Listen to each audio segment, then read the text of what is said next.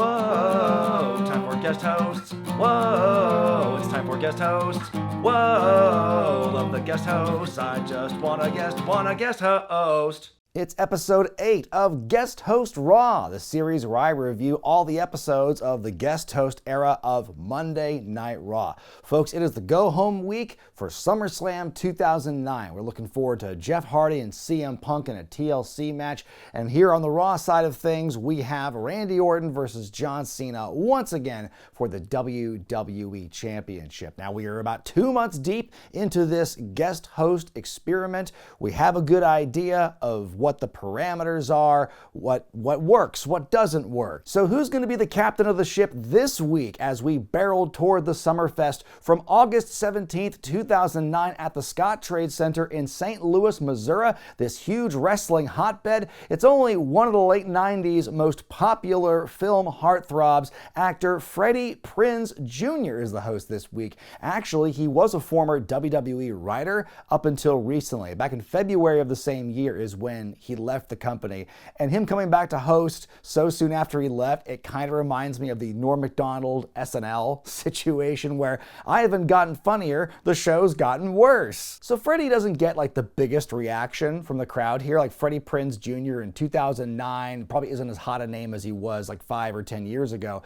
but he shows up and he's getting the crowd really energized. He starts out with a big woo, and he says, you know, I'm here for the same reason that you're all here. I'm a lifelong WWE fan, you know, from the hundreds of action figures I still have in my closet, to the Coliseum videos I used to watch, and to the ice cream bars that you would eat with the cookie crunch, and it would make you vomit, but you would still eat it again because WWE was your life. Which, if that's not a perfect metaphor for WWE in 2009, I don't know what is. By the way, is that true? Like, did people like just get sick from eating these ice cream bars? I thought that everyone wanted them back because like they tasted good, right? Anyway, he says, you know, I'm here in charge tonight, but it's not about what I want, it's about what you want. And he says SummerSlam is coming early to Raw. He announces there's going to be a US title match and there's going to be a Divas title match as well. And he says, if that's not enough, I don't know if you guys heard about the return of a little group tonight called D-Generation X, which gets a huge pop. And of course, I forgot to mention at the top of this video, that is one of the big selling points.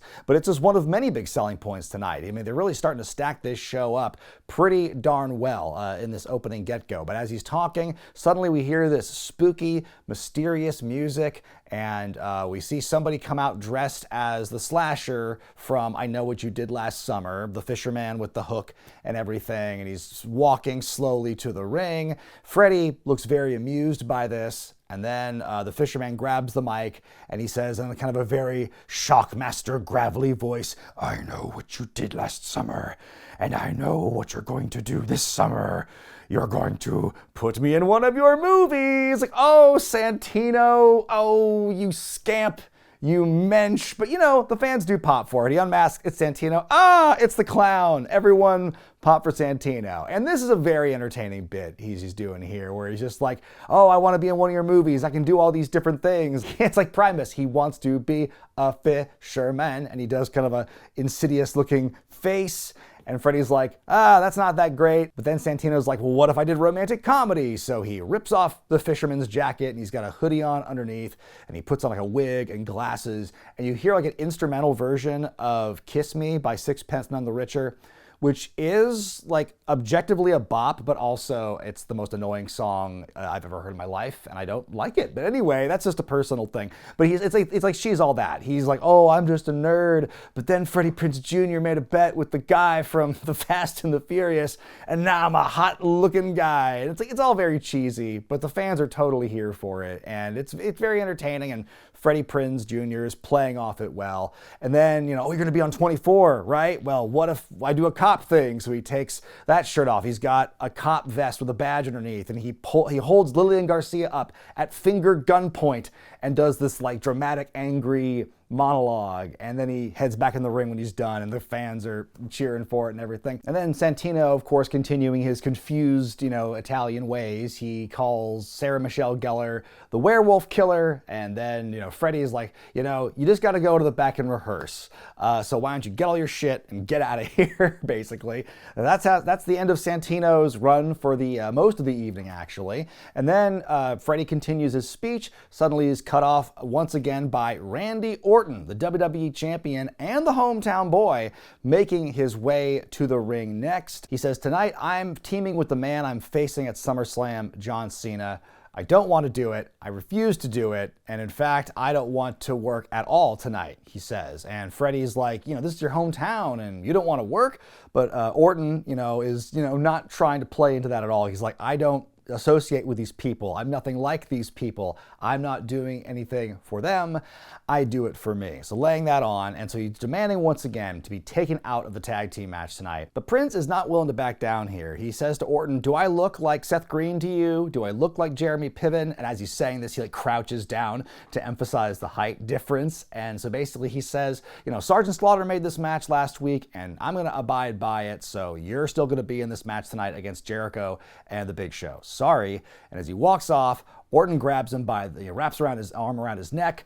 Freddie's struggling for a little bit. They really sell this tension, and then Orton just drops him with that backbreaker. And good job selling by Prinze. He's learned from the best here in his time there in the company. So he's selling. He is back in his neck as trainers, referees, EMTs down to check on him. Even Jerry Lawler gets up from his post. After saying Orton's gone completely mad, he gets up from his post to check on him. That's how you know things are getting real and how serious they're treating this. But man, what an opening segment this was. You really it ran the gamut, You had a guest host who had great energy. He knew exactly what to deliver. He understood the assignment of how to work in WWE parameters. This is like a really good idea for a guest host, somebody who's actually been in the system. So, you had the humor with Santino, you had the drama with Orton, and I think that Freddie Prinze as kind of the guest to tie it all together, I think it was just a really strong way to start the show. After the break, they show the replay and they say, "Oh, the WWE universe is stunned by what happened," and Lawler's like, "I don't think I've ever seen anyone treat a guest host that way." I'm like, really? Did we forget when John Cena literally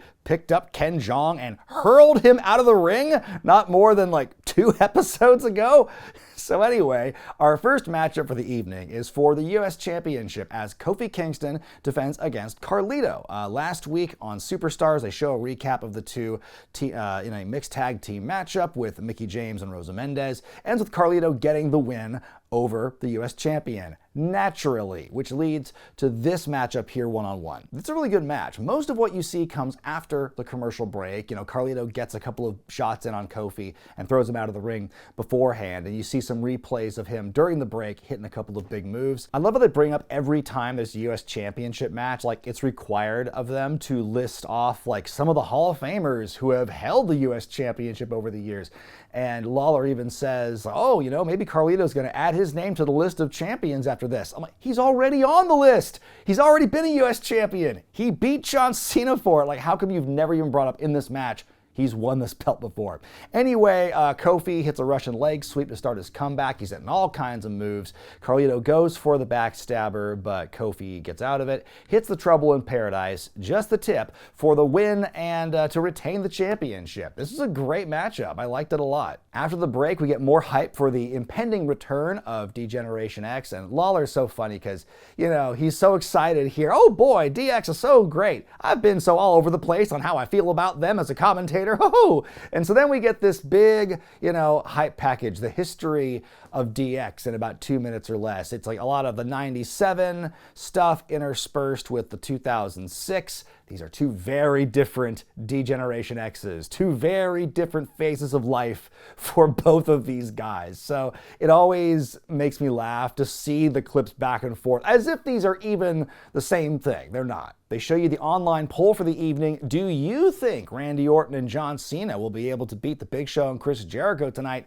Log in now. Our next matchup sees The Miz. He is back on Raw, and he has got a whole brand new look. As we saw a little bit the previous episode as the Calgary Kid. The Miz has retired the big baggy shorts. It is trunks and knee pads and oily legs from this point forth for Mike Mizanin. And they bring it up on commentary. He brings it up in his promo before the match where he says he's got a new look, new attitude, same mouth.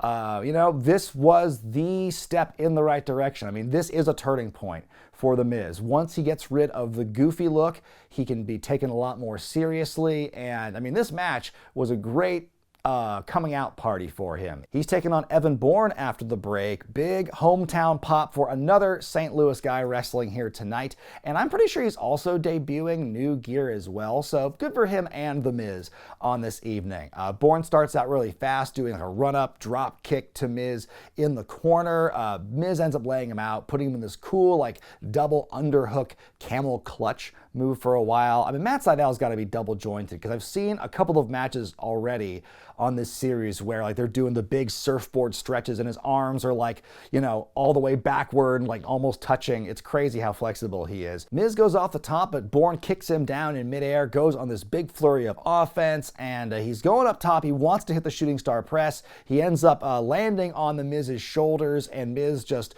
drops him down and hits him with the skull-crushing finale, which apparently this is the show where it officially gets that name. So he hits Evan with the move, he pins him to win, and Lawler says, he told me that if he hits this move tonight, it's called the skull-crushing finale. So this is the beginning of The Miz as we know him. It's crazy to see how consistent he has been as this version ever since 2009, and it's been quite a ride for him. Obviously, it was the start of an incredible run that he's been on, and yeah, I mean, this was just a great way to introduce this new version of The Miz, and Evan Bourne was a great foil for him.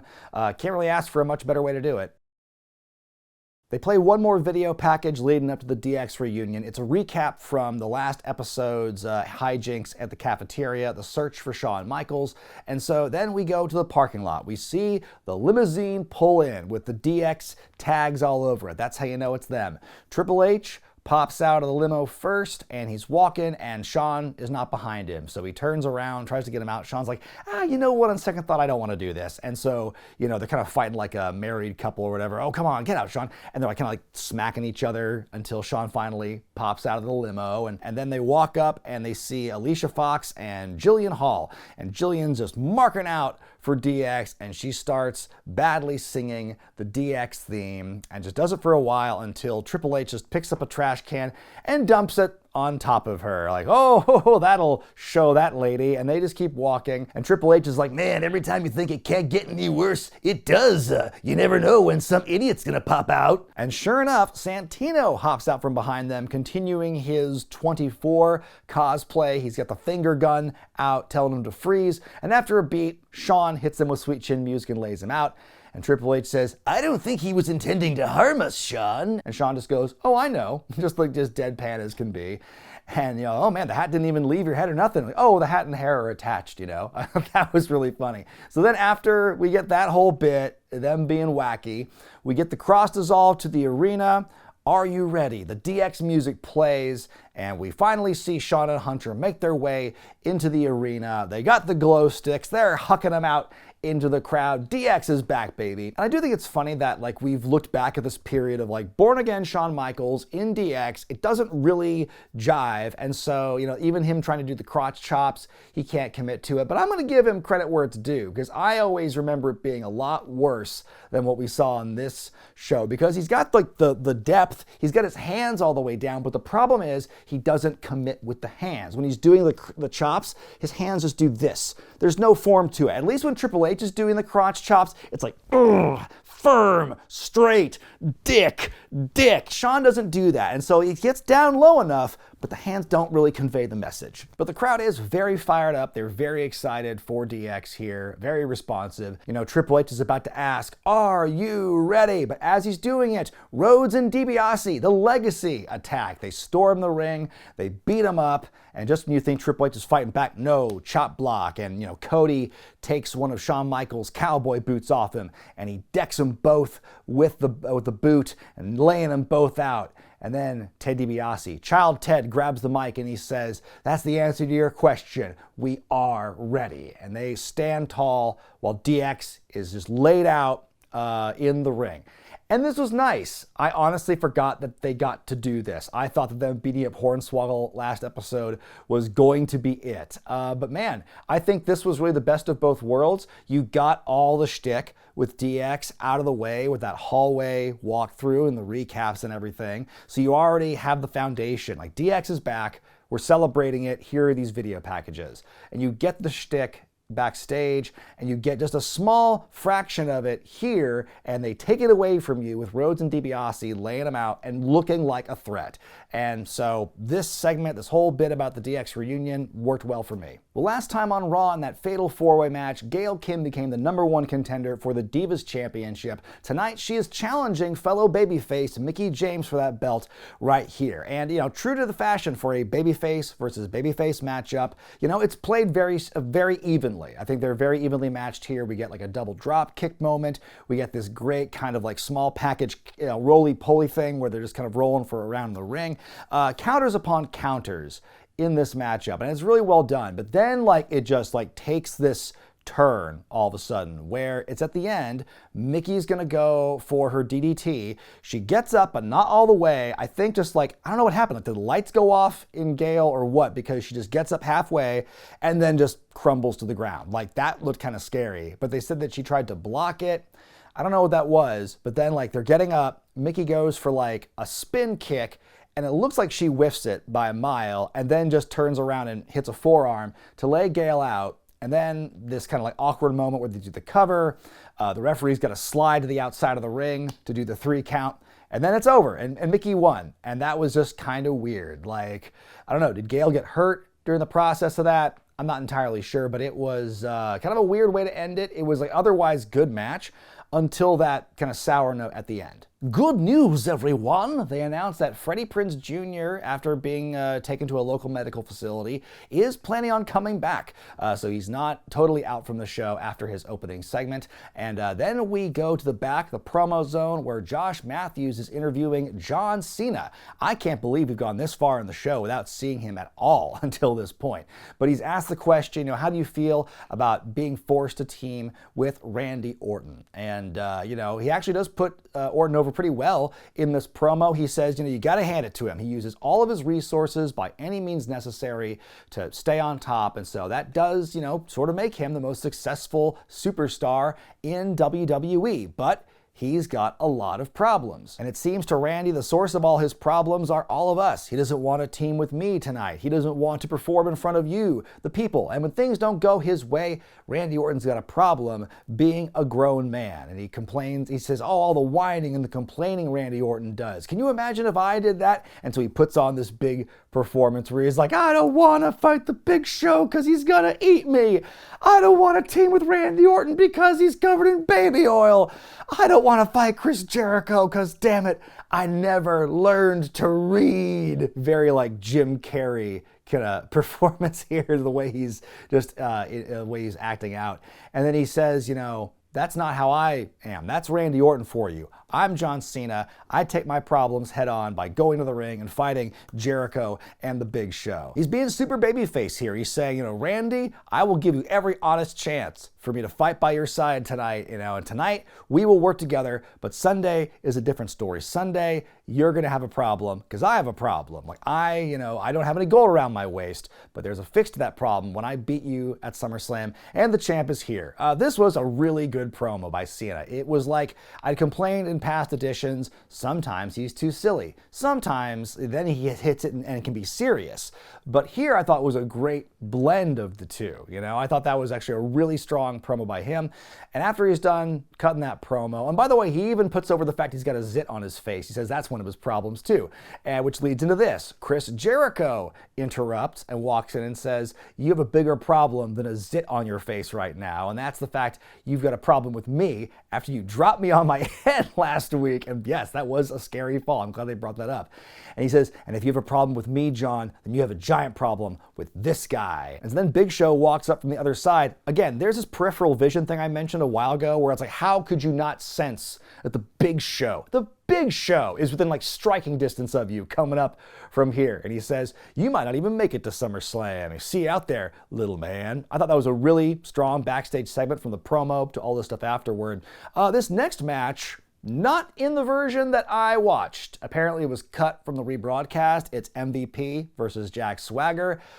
Swagger gets himself DQ'd within 2 minutes by getting himself, he's fighting MVP in the corner and he gets counted out. Because again, heels in this show are idiots and they've lost the ability to count to 5. So obviously this feud between MVP and Jackie Swags, not over yet, but I couldn't see much of it. They show an excerpt from the latest People magazine where it's kind of a photo match gimmick with the shot of Jeremy Piven diving off the top rope onto John Cena. Hey, we may complain about it, but it's accomplishing exactly what they set out to do with this.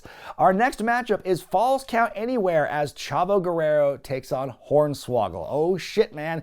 This is the blow off here. So the match begins, Chavo chases Hornswoggle under the ring and then pops out the other side with a toilet seat hooked onto him. Is that the seat that Hornswoggle would sit on onto a bucket taking shits when he was hiding under the ring? I wonder. You just have to wonder why a toilet seat would be under there. So he's chasing him up the ramp and to the back. He's asking Primo, where's Hornswoggle? He's asking local extras, where's Hornswoggle? Finally, he seems to go down this one corridor in the arena where all the wall suddenly now is bedecked in St. Louis Blues logos, which gets the crowd to suddenly go blues, and they start a Let's Go Blues chant as this is going on. Chavo looks to open one locker room door, and we get this paint can swinging Home Alone style into his face and knocking him out. And then suddenly from the other door, in comes Hornswoggle to cover the unconscious Chavo and win. And once again, Hornswoggle wins. And then as Chavo is